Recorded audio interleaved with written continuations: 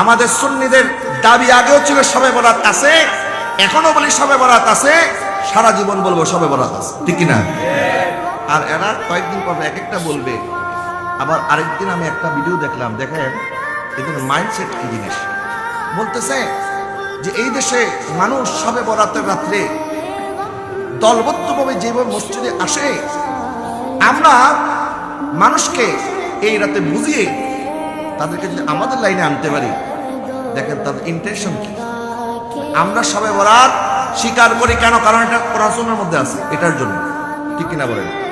এখানে কে আমার দলে আসলো, কে আমার দলে আসলো না, এটা নিয়ে আমাদের কোনো হেডেক নাই।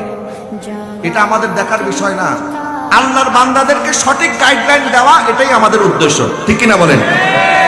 এখন তারা শবে বরাতকে তারা একটা পুঁজি বানাচ্ছে, নিজেদের মজলিসের মধ্যে বলতেছে যে মানুষ যখন এই রাতে ইবাদতের জন্য আসে, তো মানুষকে আর ইবাদত থেকে দূরে না সরাইয়া আসেন আমরা এই রাতে মানুষকে একটু মোটিভেট করি, আমাদের দিকে একটু টানার চেষ্টা করি, এরা যেন আবার আমাদের থেকে ছেড়ে আবার সুন্নিদের দলে গিয়ে যোগ না দিয়ে দেয়। এটার জন্য এখন তারা আস্তে আস্তে শবে বরাতকে স্বীকার করতেছে। তাহলে তাদের স্বীকার করার ভিতরে শয়তানি আছে। এই জন্য আমি আপনাদেরকে অনুরোধ করব, এদের মিঠা কথায় আপনার প্রতারিত হবেন না। আমার আব্বাজান কেবলা বাকিবুল্লাহ রহমতুল্লাহ একটা কথা বলতেন।